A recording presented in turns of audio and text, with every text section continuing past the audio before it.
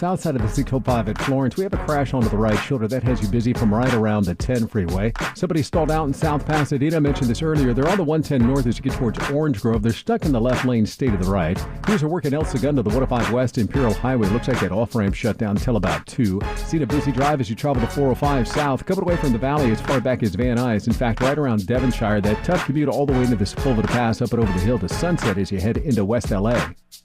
Looking for a late-night spot to get the crew together? 3 words, Buffalo Wild Wings. They've got drinks and apps starting at $4 from 10 p.m. till close. B-Dubs, where late-night food and drinks start at $4. Cheers to that. Limited time at participating locations. Offers, days, and times may vary. Drink responsibly. Void or prohibited. Tax and fees extra.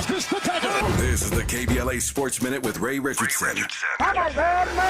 The Rams played Philadelphia tough yesterday, but lose by 9 at SoFi. Philadelphia improved to 5-0. Give the Rams defense some love. They kept the Eagles out of the end zone in the second half. The problem was the Rams offense. The Rams went scoreless in the second half and dropped to 2-3. The Dodgers pitching staff was on notice tonight for Game 2 of their National League Playoff Series with Arizona. 6 Dodgers pitchers gave up 11 runs and 13 hits in the Game 1 loss Saturday night. First pitch at 6:07 on TBS. Top 5 teams in this week's AP College Football rankings: Georgia, Michigan, Ohio State, Florida State, and Oklahoma. USC dropped from 9th to 10th after their triple overtime win Saturday night over Arizona. No debates, no speculation, just the info you need. That's your KBLA Sports Minute. I'm Ray Richardson. More news, opinions, and conversation when we come forward on KBLA Talk 1580. On Monday, October 9th, don't miss the KBLA Talk 1580 exclusive. The tape.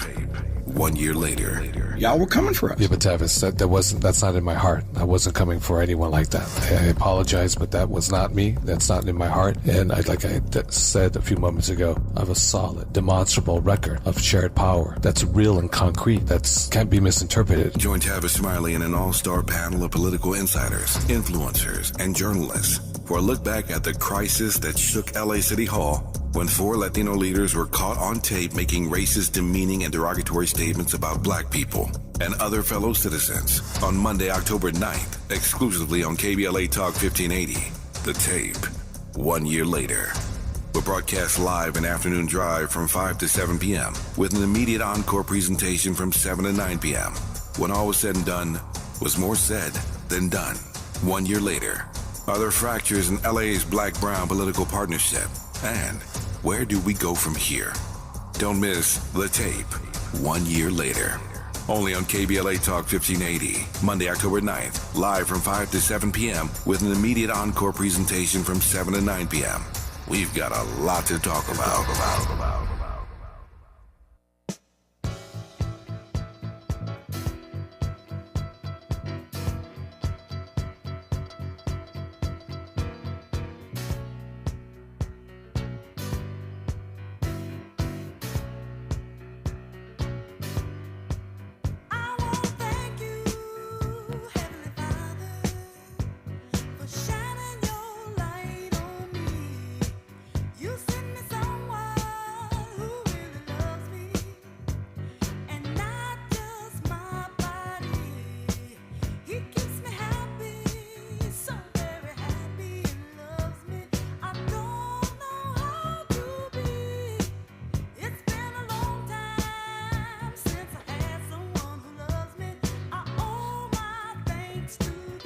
I'm Tavis Smiley, and I'm delighted to have you tuned into our program today.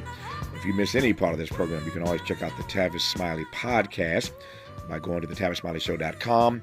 That's thetavisSmileyShow.com to hear any part of our program that you may miss at any point in time. But I'm delighted to have you along live with us right now. In this hour, 2 conversations on the B side of this hour. In 1900, James Van Der Zeer took his first photo with a new Kodak box camera. Now, photos are everywhere. Everybody's got phones taking photos all the time, but he introduced the public to the concept of the snapshot. And over the next 80 years, Van Der Zeer made a career of taking photos of Black American life based out of his Harlem studio. We'll celebrate him on the back side of this hour. We commenced this hour, though, talking with our friend Meta Malik about her new book, Reimagine Inclusion, Debunking 13 Myths to Transform Your Workplace. Meta, good to have you back on the program, and congrats on the book. How are you today? I am great. Thanks, Tavis, for having me back. I'm excited for our conversation. No, I'm excited for the conversation as well. So tell me why. I mean, I know your backstory. The audience can hear more about it in just a second.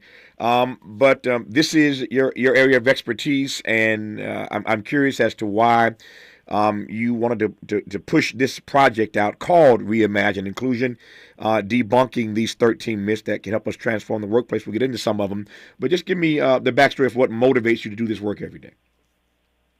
The backstory is I've been chasing inclusion all my life, from schoolyards to the classrooms, from conference room to boardrooms. And as we talked about, and you've been talking with many guests about, is that there's a really big backlash right now on diversity, equity, and inclusion in our country and globally. And I really wanted to say the quiet parts out loud of what holds us back from making meaningful progress in our workplaces.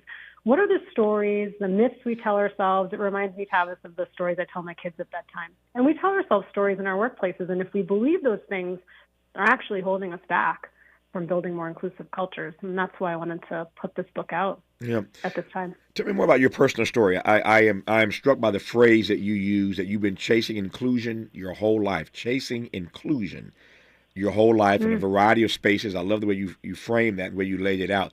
But tell me more about your personal journey of chasing inclusion your whole life. So I'm the proud daughter of Indian immigrant parents. My younger brother and I were born and raised in the U.S. And I always say I grew up in a time and a place where it was not cool to be Indian. I was the funny-looking, dark-skinned girl with the long, funny-looking braid whose parents spoke English until it wasn't funny anymore. And I was bullied a lot, both verbally and physically, by my peers. And I never expected that to happen in my corporate life as well. And, you know, early on, Tavis, I look at my career and I job hopped a lot. I didn't stay at a lot of different places. And my 8-year-old is obsessed with Taylor Swift. I'll evoke her for a second. She has a song called Antihero. And there's a line that says, "It's me. Hi, it's me. I'm the problem. It's me." And I felt that way for a lot of my career because I just couldn't figure out, like, why was I being passed up for promotions? Why wasn't I getting paid fairly and equitably? Why were people constantly questioning if I could speak English well, or how did I get rid of my accent? And then I just came to this place in my career where I was like, well, maybe I'm not the problem. Maybe it's the world of work that wasn't built for people who looked like me. Yeah. What does the chase for inclusion look like in real time? Oh, exhausting, tiring. And I'm hopeful. I'm hopeful the world will change for my children and all of our children. It'll be a different world of work. But my job, Tavis, is to really think about how do I interrupt the bias of leaders in those small and everyday moments at work? And that's what it looks like. It is about having the right systems and processes in place, as I talk about in Reimagine Inclusion. But guess what? Even when you have those systems and processes in place, I need to come in and thwart the entire system because of the bias I have. I will wreak havoc upon what we're trying to build. So that's where it's really important for people to think about how they show up at work. In some ways, this conversation, and I don't mean you or our dialogue, but this conversation about DE and I, and now belonging, they've added that word. This conversation annoys me. And I'm not talking about you. It annoys me because we now live in the most multicultural, multiracial, multi-ethnic America ever. And yet, to your point, there are still people in that America, that diverse America, that uniquely different America from any place on the globe. There are still persons in this space who are chasing inclusion, and there's something about that just doesn't sit right with me. Well, I mean, if we really look at the statistics, who is still running our boardrooms, our companies, who's making decisions on government and entertainment? You know that space really well. It is predominantly still individuals who are from the majority group. And so while, as you point out, I talk about the research in Reimagine Inclusion, Procter & Gamble tells us over $5 trillion of spending power with the multicultural consumer. Today, as we sit in the U.S., over 40% of individuals identify as non-white. That number is rapidly changing. And so you ask yourself, why is there such a backlash? And because they think there's a power shift that's occurring in our country and will continue to occur. We'll talk when we come forward with Mita Malik about some of these myths that need to be debunked. Her book is called Reimagine Inclusion, Debunking 13 Myths to Transform Your Workplace. Mita Malik right now on Tavis Smiley. Seeking the truth speaking the truth. This is the Tavis Smiley Show.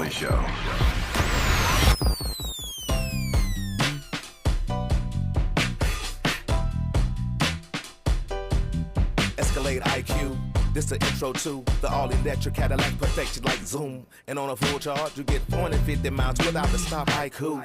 This is what I do. Daddy fat intellect since '92. Linked all the way back, panoramic roof. Come with 24-inch rim standard. Ooh, why? Shawty don't kill him. Cadillac diamond in the back, cold chillin'. And when I'm on attack, on the track is no ceiling. Sky's the limit. You hear me? You hear me?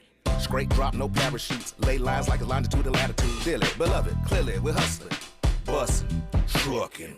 Cadillac, Cadillac, Cadillac.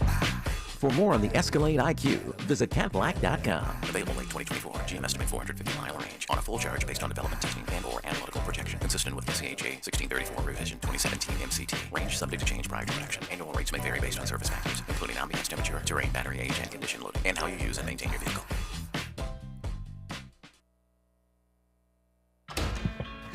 Hey, everything okay? Yes, I'm fine. Honey. Hey, I'm here for you. Tell me about school today. When kids can't find the right words, music can help them sound it out. Talk to the kids in your life about their emotional well-being.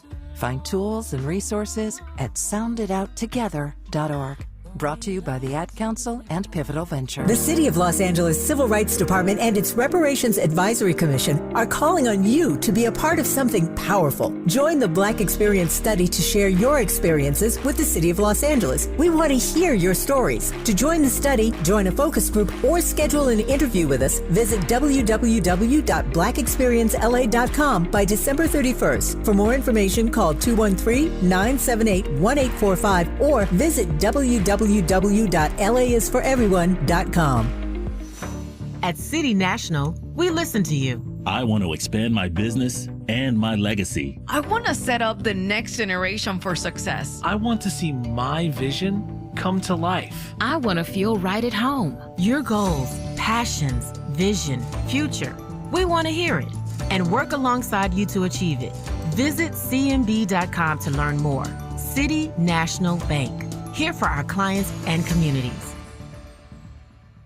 No young person should ever have to worry about having a safe place to sleep at night, or whether anyone cares about them. But the reality is, 1 in 10 young adults will experience a form of homelessness this year. For over 50 years, Covenant House has been helping youth in crisis and giving them the support and tools they need to succeed in life. To learn more, go to covenanthouse.org today. Thank you for caring. He's rooting for everybody black. Everybody black. More of Tavis Smiley coming your way right now. More of Tavis Smiley in dialogue with Mita Malik, author of the new book, Reimagine Inclusion, Debunking 13 Myths to Transform Your Workplace. We don't have time to go through all 13, Mita, nor would I anyway, because I believe in helping you sell books. If we give all the stuff away, then you won't move any product, and that's not why you're here. But I do want to go through a few of these, and I'll let you choose. Let's pick 3 of them that we can sort of move through in the time we have left here. I'll let you choose which 3 of the 13 you want to go through, but what are 3 of these myths that we need to debunk and transform our workplace? Give me the first one and unpack it for me. Sure. How about, Tavis, I'm all for diverse talent as long as they're good. Have you heard that before? More than once. More than once. Yes. Yeah. And so one of the things I think about is, would we ever say I'm all for non-diverse talent as long as they're good? Mm-hmm. You know, one of the things I talk about is language is important, it's changing. I'm not a diversity hire. I have been called a diversity hire more than once in my career. I have earned this seat. And so why do we think when we have individuals from different backgrounds, different ethnicities, different places and spaces that all of a sudden we've lowered the bar? And that has to do with our limited worldview and our limited interactions with individuals from different communities. It says something to me about the way they regard us from jump. I talked the other day about what someone once referred to as the soft bigotry of low expectations. When you hear that phrase that you uttered a moment ago, it's as if it's as if they all, not as if, it is. It's the case that they already have low expectations of you. Yeah, I'm all for the diversity hire as long as they're talented. Why can't they be one the same? I remember saying years ago in a conversation that sometimes the best man for the job is a woman. So you can both be a woman and be gifted and be talented. But that line of demarcation that they draw when they make that statement, either wittingly or unwittingly, says something to me about the way people of color are seen in the first place. Does that make sense? Absolutely. Absolutely. And I will tell you, being the lonely only a few times, and you know what that means, being the first woman of color ever on an executive team, I think there's so much pressure to knock this out of the park. Because if I don't, and I was the first, they will be hard-pressed to hire another woman of color for a long time. But if it was a white man who failed on the executive team, would we be less reluctant to hire another white man? Yeah. No, I've used to do the job after. Nope, I've used the phrase many times, Mita. When and where I enter, the whole race enters with me, and that's true for you as well. When and where we enter, the whole race enters with us. It ain't right, it ain't fair, it ain't just, but it's real. It's as real as rain. That if you are a person of color, if you are Tavis Smiley, if you're Mita Malik, and you get an opportunity, if you fail miserably at that opportunity, you can rest assured you are going to foreclose on any other opportunity for anybody else who looks like you. And so when you get in these spaces, when you get in these places, you got to kill it. You got to slay it, because you know they're going to judge folk who look like you by whether or not you perform or underperform or overperform. And so you're right. It's a pressure that we shouldn't have to bear. But when and where we enter, the whole race enters with us. I assume you agree with that. Yes, absolutely. That's powerful. Powerful. The next myth I'll lead you into: we need more people of color in leadership. Let's launch a mentorship program. I'm glad you're enjoying this. Yes, you've been in many a room, many a boardroom. Why don't we have more people of color in leadership? It's about mentorship. And I'm going to tell you this, and I'll say it unapologetically and boldly. I keep saying it. I have been over-mentored and under-sponsored in my career. I've been over-mentored and under-sponsored, and there's a difference. I wouldn't be here on your show without mentors who had been on your show who recommended me to come on your show. But sponsorship is different in our organizations. It's someone who's 2 levels above you. They have a big P&L. They have access to budget. They're actually, Tavis, in the room when the doors are closed and decisions are being made about your career. They're advocating for you and advancing your career, and that's the difference. I love that phrase, over-mentored and under-sponsored. Let me just take it one part at a time. The over-mentored part, again, annoys me. Here I am being annoyed again. The over-mentored part really, it rubs me raw, in part because I've seen so many other situations where the person of color in the company trains the white person. Oh, yes. You see where I'm going, right? And then the white person gets advanced. They get promoted. But they were, in fact, trained when they first got there by the person who'd been there for years doing the job, but could never get promoted, could never get an opportunity to climb the ladder. So they do the training, and then the person they train who has less melanin, less color in their skin, ends up being promoted above them. And so that whole notion of being over-mentored as if we just need y'all to teach us, we just need y'all to train us, it's the same thing to your point about entertainment. I'm sick of films where there's always a white savior. There's always a white savior in these films. You know, we have to be over-mentored, whether it's on film, whether it's in the workplace. But that notion of over-mentored, again, always just makes my skin crawl, in part, as I said, because I've seen so many other instances where people of color, the folk low on the totem pole, do the training, but they could never get the advancement. Mita. Absolutely. And the story you share is my story. It's all of our stories. It's happened to me. It's happened to so many people I know in the workplaces. And the final myth I'll leave you with, Tavis: why are you asking for a raise? You and your husband make more than enough money. Why are you asking for a raise? You and your husband make more than enough money. And so in this myth, I share a personal story, which I hope everyone listening will check out the book. But it is about this myth that women of color and white women don't negotiate. We often do negotiate. We ask for more, and we're dismissed, we're minimized, and we're gaslit. And I always say, I don't have the privilege to wear a hoodie to work, but then if I show up with my nice logo bags and my diamonds, then, her husband, She makes enough money. Her partner's making enough. She's carrying a Birkin bag to work. Do you see the car she's driving? I mean, I've been in these conversations where our bias creeps in real quick on how we choose to pay women less. So that raises a few questions. Let's jump right in. Before I ask the question, a quick story comes to mind. Sure. I was doing a documentary many years ago called Stand, and it was a documentary featuring a bunch of powerful, iconic black men, and we got on a bus and took a bus tour of the Civil Rights South. And this bus tour was filmed. For those who've seen the documentary, you know what I'm talking about. If not, you can probably find it online somewhere. It's called Stand. I exec produced and sort of directed this documentary. And I was with Dick Gregory and Cornel West and Michael Eric Dyson and B.B. Winans and Isaac Hayes and just a bus full of these brilliant Eddie Glaude at Princeton, all these brilliant black men on this bus as we traveled through the South. And at one point we were in Mason Temple. This is the place in Memphis where Dr. King gave his final speech, the mountaintop speech, and we were talking about black folk in the church because we were in this temple. And Dick Gregory sort of told this story, and he wasn't being funny, but he was a comedian, so Dick was always funny, even when he wasn't trying to be. But he was telling this story about in the church that he grew up in, his black church, how black folk would save their money and buy themselves a really nice car. And, of course, the cars that black folk loved back in the day and still do to some degree are Cadillacs. That was that was the end-all, be-all for black folk. If you could afford to buy you a brand-new Cadillac.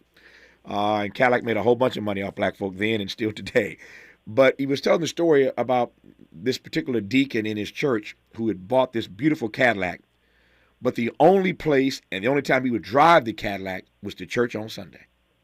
Because he knew better than to drive that brand new Cadillac to work during the week for all the judgment and all the dispossession that he and denunciation that he'd be subject to by driving that Cadillac to work. So he worked hard to save all of his money, but the only place he ever drove the Cadillac was to church on Sundays because he knew in that instance it would be inspiring and empowering to other black folk in the church. Yes. But he'd pay a heavy price for it to drive that Cadillac to work during the week. So here you come now with this brilliant example of wearing your nice duds and your Birkin bag. You carry all that stuff to work. You end up being judged by that, and you end up being they end up refusing to give you a raise because they counting your money. You ain't counting their money, but they're counting your money, and you end up being penalized for that. So I shared that story on my way to asking this question.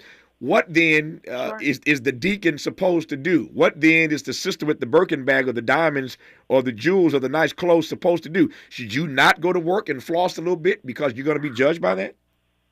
I'm going to tell you, I've gone the quiet luxury route. I hate to say this, but I have, my husband knows the story. I love my jewelry, Tavis. I love my diamonds. And I remember going to a leadership offsite. They were about to review my pay. And my husband said, well, why aren't you wearing your engagement ring? I said, I don't want to give them another reason to pay me any less. Wow. And so my call to action in Reimagine Inclusion is a lot of companies are doing the right thing. They have pay equity reviews. They've got systems and processes. But it's me, Nita, how I feel about Tavis. He shows up in the Cadillac. All of a sudden, I decide to pay him less. I'm making those decisions. And so we have to really interrupt our bias because what somebody else, my husband, my partner does has nothing to do with the value I bring to the company. And how I spend my money or choose not to spend it is not my boss's business. So that phrase you just used, we have to interrupt our bias. It seems to me that the calling has to be much more significant than that. It's not just interrupting our bias. It's stopping it, doing away with it. And I'm not sure that is possible. Let me just swing all the way out here. Sure. There are a number of African Americans, certainly in the history of this country. You know some of this, of course, who just decided to give up on America. They just didn't think that the white community writ large, our brothers and sisters, our white brothers and sisters writ large, ever had the capacity to interrupt their bias, much less to stop it, to do anything about it. And so Du Bois, the great black intellectual, just leaves America and says America he'd been here for decades trying to get America on the good foot. And he just gave up and went to Ghana. My friend Randall Robinson, who died in the last year or so, founded Trans-Africa, did all the work he did and could to help get Mandela freed from prison in South Africa. Randall and many others worked aggressively, assiduously for that day, and it finally came. But after all the success of getting Mandela out of prison, all the other successes he had, he just realized that America just wasn't capable. The sense was that America just didn't have the capacity, again, writ large, not all white brothers and sisters, but the structures, the systems in this country just were not capable of ever respecting, celebrating, much less reveling in the humanity and the dignity of folk who did not look like them. And so, again, there are a plethora of examples of folk who just gave up on America and walked away. I share that story to ask whether or not you think, writ large, that corporate America, white America, and those are the same things, right? White corporate America. Yes. Do you really think your notions of debunking these 13 myths to transform our workplace notwithstanding, are they capable of interrupting? Are they capable of doing away with that bias?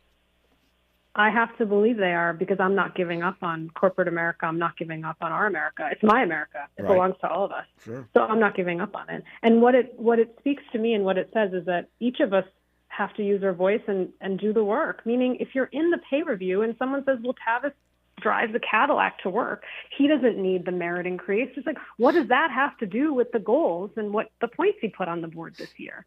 Like, that's the interventions we need, that we just can't be silent when comments like that are made. And I've seen that too often. Yeah. And so that's where we have to stand up and protect each other, and stand up for what's right in our workplaces. So I continue to do this work because I'm not giving up. Yeah.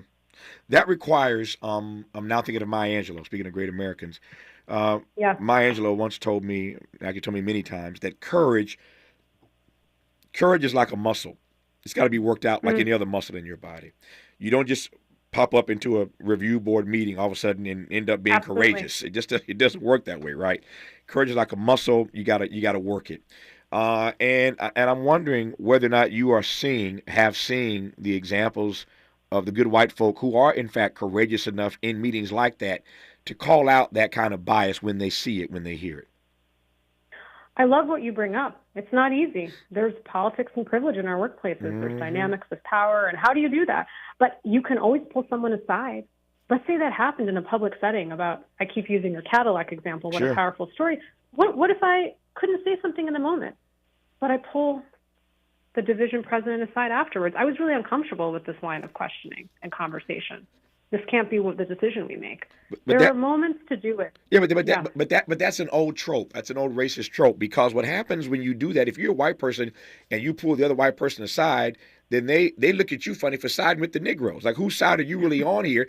And then you may end up paying a price for being and acting courageously in that moment, whether you do it in the room or put them to the side, Mita. That is true, but if enough of us do it, there's a tipping point. That's what I argue in Reimagine Inclusion. If enough of us do it, there's a tipping point.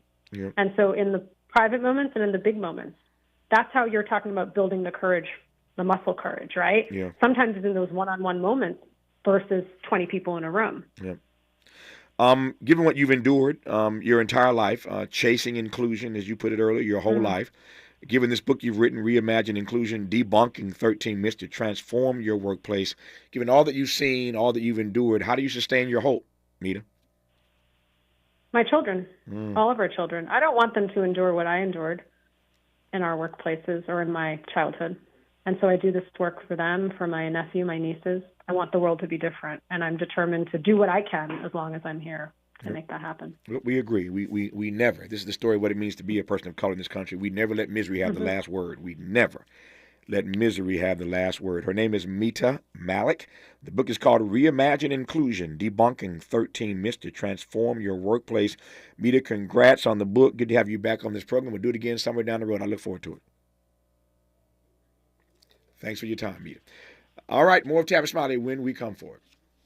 Hope, agency, dignity. This is Tavis Smiley. Can you dig it? Come on! If you're like me, 60 and retired, making ends meet, especially here at the supermarket and drugstore, is tough. I'm so blessed to have found benefitscheckup.org. It's a free and confidential website from the National Council on Aging that connected me to $1,200 a year in programs that help pay for food, medicine, utilities, and more. Maybe it can help you. BenefitsCheckup.org. My daughter was diagnosed with a rare malignant rhabdoid tumor on the spine.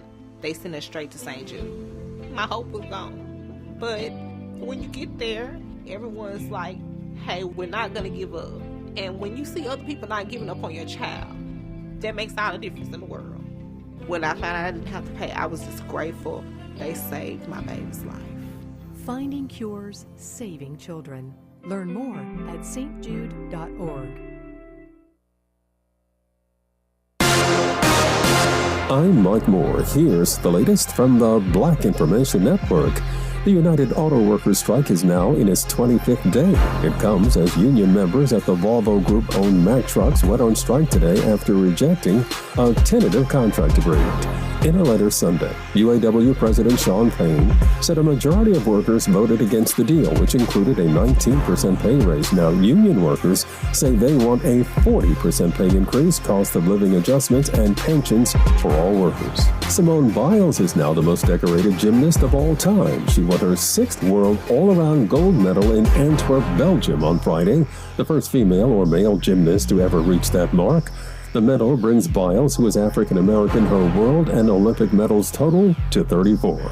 And that's the latest. I'm Mike Moore from your 24/7 news source, the Black Information Network, and BINnews.com.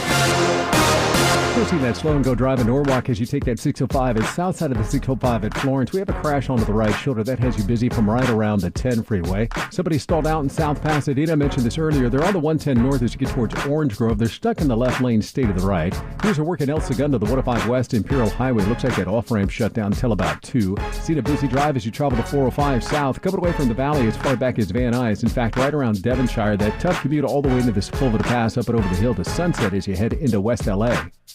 Looking for a late-night spot to get the crew together? 3 words, Buffalo Wild Wings. They've got drinks and apps starting at $4 from 10 p.m. till close. B-Dubs, where late-night food and drinks start at $4. Cheers to that. Limited time at participating locations. Offers, days, and times may vary. Drink responsibly. Void or prohibited. Tax and fees extra. Hi, I'm Kyle at Blindster.com. Want to save big on custom faux wood blinds, shutters, cellular shades, and more? Shop Blindster today and save up to 50% over comparable blinds from brick-and-mortar stores. Get custom blinds at low prices and free shipping at Blindster.com.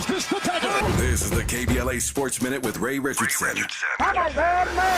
The Rams played Philadelphia tough yesterday, but lose by 9 at SoFi. Philadelphia improved to 5-0.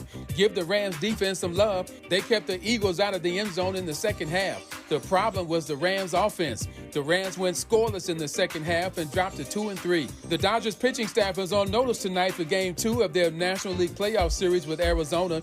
6 Dodgers pitchers gave up 11 runs and 13 hits in the Game 1 loss Saturday night. First pitch at 6:07 on TBS. Top 5 teams in this week's AP College Football rankings: Georgia, Michigan, Ohio State, Florida State, and Oklahoma. USC dropped from 9th to 10th after their triple overtime win Saturday night over Arizona. No debates, no speculation, just the info you need. That's your KBLA Sports Minute. I'm Ray Richardson. More news, opinions, and conversation when we come forward on KBLA Talk 1580.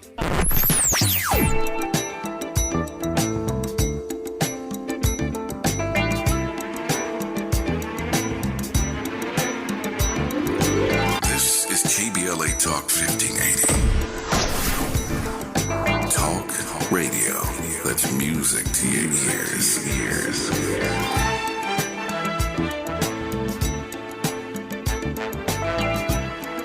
We're unapologetically progressive. KBLA Talk 1580. We've got a lot to talk about. I'm Reverend Gerald, the life coach. Is someone you love struggling with addiction and mental illness? Is improving your family's health important? Want to leave a legacy that your family can grow? Are you ready to enhance your perception of life experiences? Then wake up weekends at 7 a.m. with Urban Family Focus and get the wisdom, opportunity, resources, and motivation to live your best life. Join the conversation on Urban Family Focus Saturday and Sunday at 7 a.m. Unapologetically progressive. KBLA Talk 1580. We We've got your black.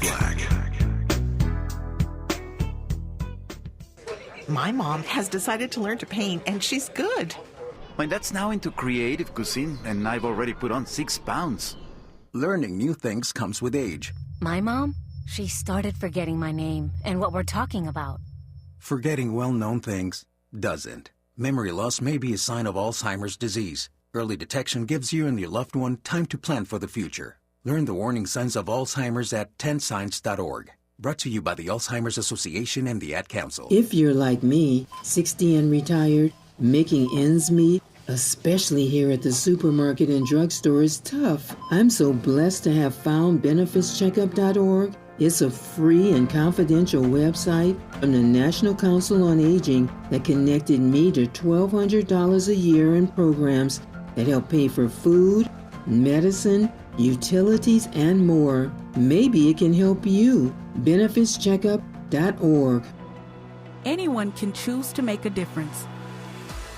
You can help people succeed, rebuild after disasters, protect the environment, or feed the hungry. Not only will you make a difference for others, but for yourself. You can earn money for college, learn career skills, and make friendships that last a lifetime. Make a difference. Choose your future. Choose AmeriCorps. More honesty than you can handle. More empowerment than you can imagine. You're tuned in to Tavis Smiley. Tavis Smiley is still processing that conversation with Meeta Malik. That may be the line of the day. Over-mentored and under-sponsored. That is the journey of every Negro I know. We all are subject in corporate America to being over-mentored and under-sponsored. I thank Meeta Malik for that line of the day. I'm pleased and happy to move on now to this conversation with Emily Boone. Today, taking a picture is incredibly easy. Everybody's got a phone. Everybody got a phone. We all take pictures all day long with these phones. So it's easy today, but back in the day, specifically back in 1900, James Vanderzee took his first photo with a new Kodak box camera that introduced the public to the concept of the snapshot. And over the next 80 years, Mr. Vanderzee made a career of taking photos of Black American life based out of his studio in Harlem. Emily Boone is the author of a new book called A Nimble Arc, James Vanderzee and Photography, and she joins us now to celebrate the legacy, the work and witness of one James Vanderzee. Emily, good to have you on the program. Congrats on the book. How are you today? I'm very good. Thank you so much for the invitation. I'm excited to be here. I'm excited to have you here. Thanks for the few minutes that we have to talk about this. Let me just start with a big question. Take your time, unpack it for me, and I'll jump from there. I'll follow you. But tell me about James Vanderzee. Who was he? Yes, so James Vanderzee was a studio photographer who had four successive studios in Harlem. He opened his first studio in 1916, and this is a neighborhood photographer. And so you have people who are coming to his studio from the streets of Harlem and also even beyond Harlem. They walk into his studio, they make arrangements to have their photograph taken. They stand in front of a beautiful painted backdrop. They're positioned around furniture. They're posed very intentionally. And then Vanderzee, with these sort of very old-fashioned 8x10 camera, takes their photograph. These photographs are extremely highly staged and highly intentional.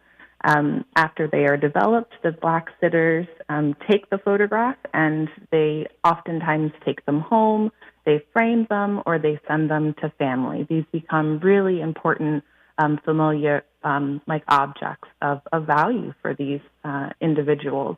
And you mentioned the time period. Yeah, we're talking about the early 20th century, a time period where these kind of respectful, beautiful representations of Black figures are not very common.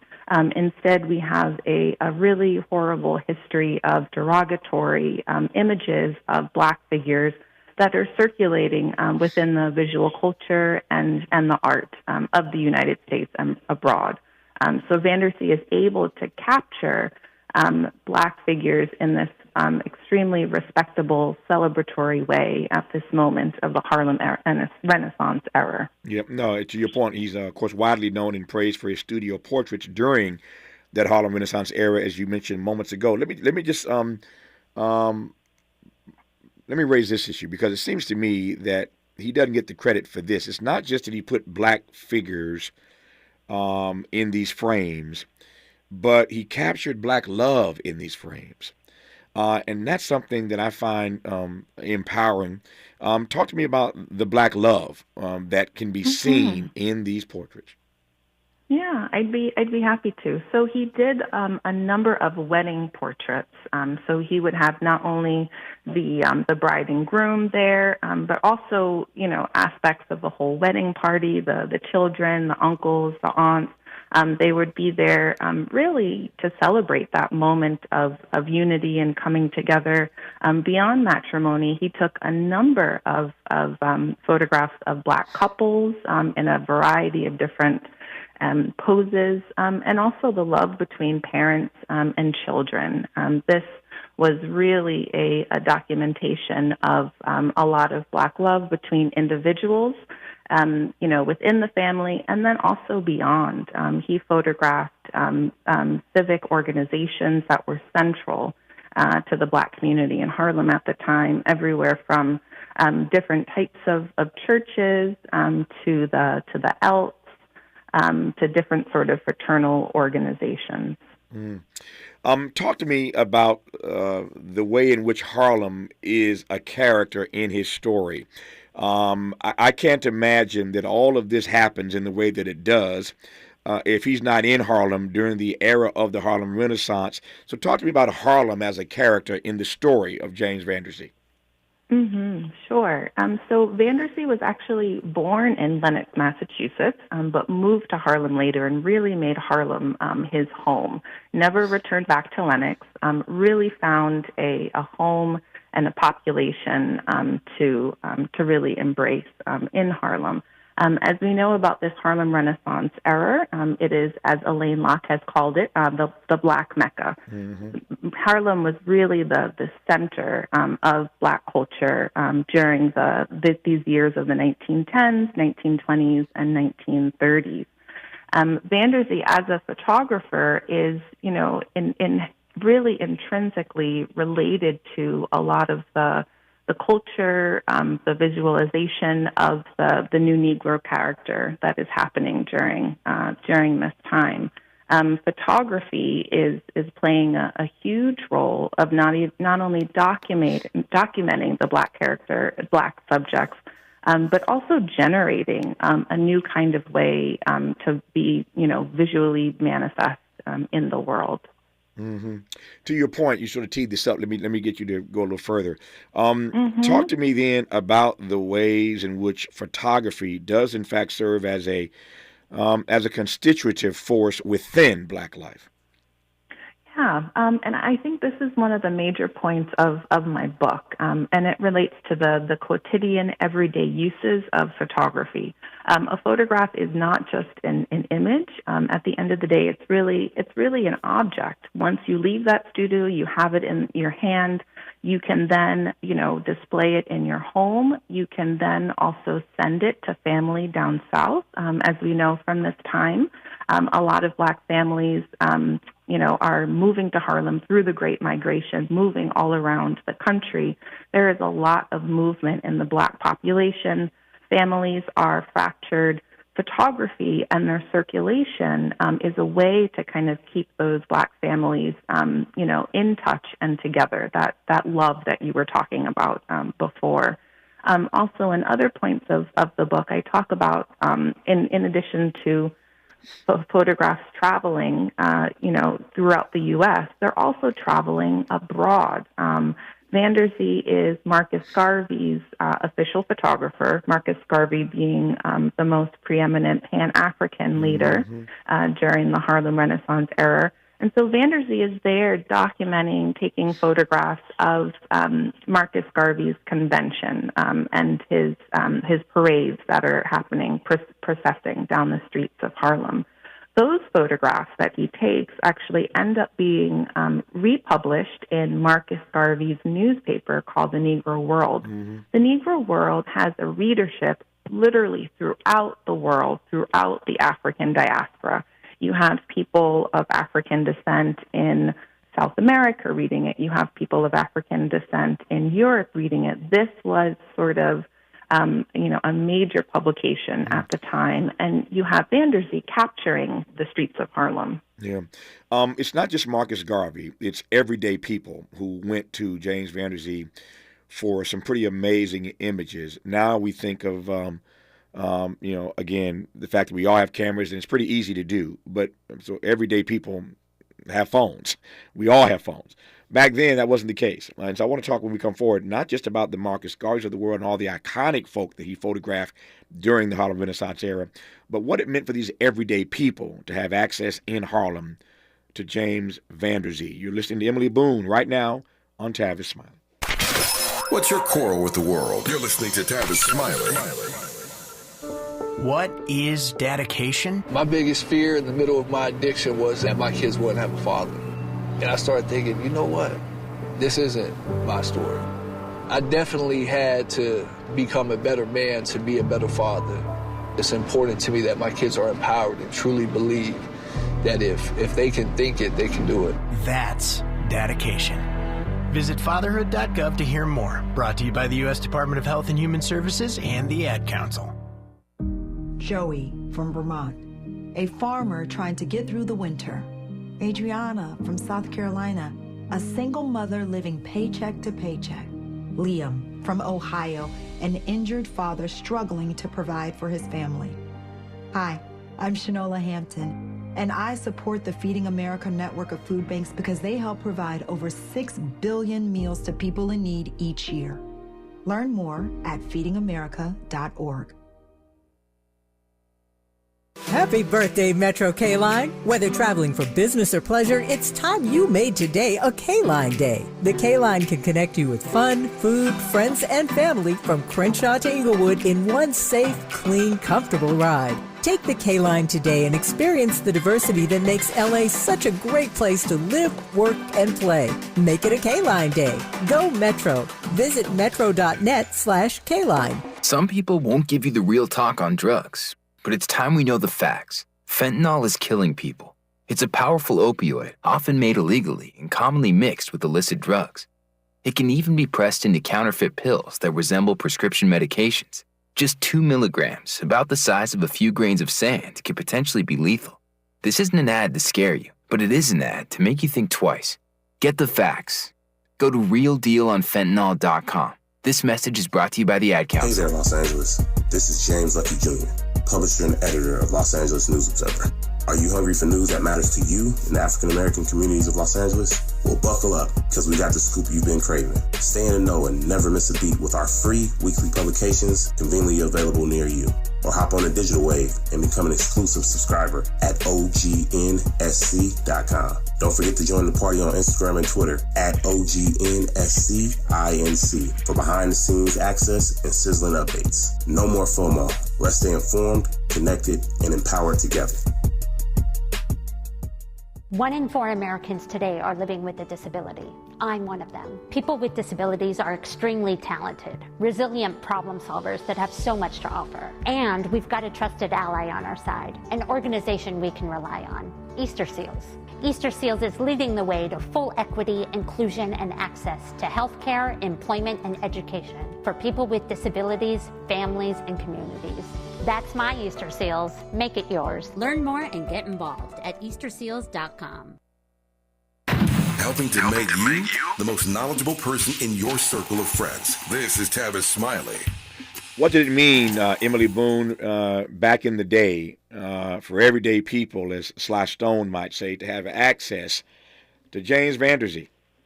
It meant a lot. As you mentioned, people did not have access to their personal cameras during the Harlem Renaissance era. It was until much later in the 40s and 50s when personal cameras became popular. And so because, people wanted their likeness taken, they needed to go to a studio. And there was Vanderzee's studio within Harlem. It's really important to understand that Vanderzee's studio was a storefront studio. It was on the first floor. People would literally pass by his studio as they were going to the grocery store, or going to the library, or going about their day. It was really integrated into the neighborhood. It did not have an exclusive feel. You did not need to be invited in.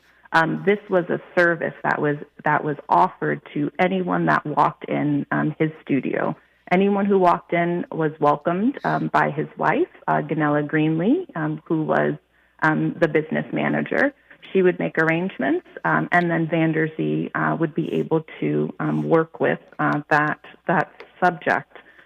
It's also really important to understand that Vanderzee was not the only one. There was a really thriving community of Black photographers that were there to serve the Black community in Harlem during the Harlem Renaissance era. A lot of times when we think about Vanderzee, we think he was the only one. He was not. There were photographers down the street, around the corner from him. It was really photography as a medium was extremely integrated into Black life. Would you refer to this era as the start of commercial photography as we know it? I would definitely say so, especially within the Black community. Yes. So we know that the invention of photography started in 1839. It really wasn't until the late 19th and this early 20th century moment when photographers were able to really, it became a vocation, a profession. And you had at Harlem at that time 2 photography schools that were actually training Black photographers to learn the craft and then set up their own studios, not in Harlem, but literally throughout the country. Wow. And so Harlem was really kind of this locus for developing a culture around photography production. Our remaining moments with Emily Boone when we come forward discussing her new book, A Nimble Arc, James Vanderzee and Photography. You're listening to Tavis Smiley. Interrogating and unpacking. That's what we do around here. You're listening to Tavis Smiley.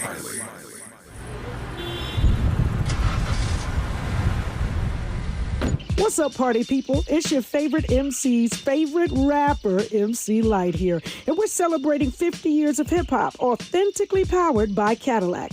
And we're going to take it way back to where it started. It was only fitting that hip-hop began with teenagers at a back-to-school jam in the rec room of a South Bronx apartment complex by an 18-year-old brother. By the way, I'm also sure he had a Cadillac parked outside. He noticed the energy on the dance floor when he switched between 2 turntables, extending the beats, repeating the breaks, and never losing the rhythms. And that was the birth of hip-hop. And from that moment, it took off. For more on how Cadillac is celebrating hip-hop's 50th, visit Cadillac.com/audacity. Some people won't give you the real talk on drugs, but it's time we know the facts. Fentanyl is killing people. It's a powerful opioid, often made illegally and commonly mixed with illicit drugs. It can even be pressed into counterfeit pills that resemble prescription medications. Just 2 milligrams, about the size of a few grains of sand, could potentially be lethal. This isn't an ad to scare you, but it is an ad to make you think twice. Get the facts. Go to realdealonfentanyl.com. This message is brought to you by the Ad Council. To boldly go where no man has gone before. Boldly taking talk radio where it has never gone before. New vistas, new voices, new views, new visions, new victories. We're KBLA Talk 1580. And we're taking public media black. I'm Kareem Abdul-Jabbar. I learned about atrial fibrillation the hard way. My symptoms would come and go. Shortness of breath, fatigue. I kept going. Then I got so lightheaded, I couldn't. My doctor said I have AFib, so I'm about 5 times more likely to have a stroke. Other symptoms, irregular heartbeat, heart racing, chest pain can come and go, but the risk of stroke stays. If you have symptoms, tell a doctor. Visit NoTimeToWait.com. Sponsored by Bristol Myers Squibb and Pfizer. Mom's early Alzheimer's diagnosis was hard to take. And when I left the oven on, we decided together that it was time to see a doctor and make a plan. Early detection gave us more time to seek out information and support as a family. If you or your family are noticing changes, it could be Alzheimer's. talk about seeing a doctor together. For more information, visit alz.org/time to talk. A message from the Alzheimer's Association and the Ad Council. Made fresh daily in Leimert Park, Los Angeles, California. You're listening to Tavis Smiley. We got a few minutes left in this hour, so a few more questions I can squeeze out for Emily Boone, author of the book A Nimble Arc, James Vanderzee, and photography. First of all, Emily, love that title, A Nimble Arc. How did you come up on that, and why A Nimble Arc? So I use the word nimble to kind of reference two things. One being Vanderzee's practice. In order to be a photographer, you need to be nimble, especially back in the Harlem Renaissance era. Taking photographs was a very kind of involved, laborious process. He had to be nimble to using the technology of photography and also nimble to really adjusting to what his clients wanted at the time. Whether it's how they wanted to be represented.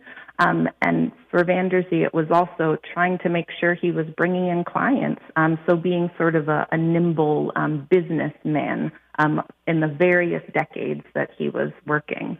The book also, on a more kind of conceptual framework, thinks about nimble in this movement that readers need to go between thinking about more traditional art history and a language that focuses on the everyday.